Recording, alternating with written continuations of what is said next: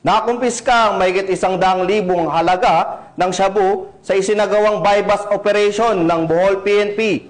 Patrolwoman Flora May Azares, ibalita mo. Arestado ang isang lalaki matapos itong makuhanan ng 102,000 pisong halaga ng hinihinalang shabu sa isinagawang buy-bust operation ng Bohol PNP sa Purok 7, Barangay Kahayag, Tubigon, Bohol. Nito lamang Nobyembre 17 ng taong kasalukuyan.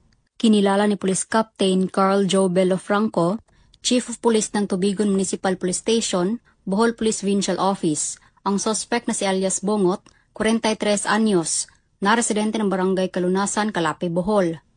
Ikinasa ang buy-bust operation bandang alas 3:49 ng hapon na nagresulta sa pagkaaresto sa suspect at pagkakumpiska ng 6 na pakete ng hinihinalang shabu na may kabuang timbang na 15 gramo at may standard drug price na 102,000 pesos.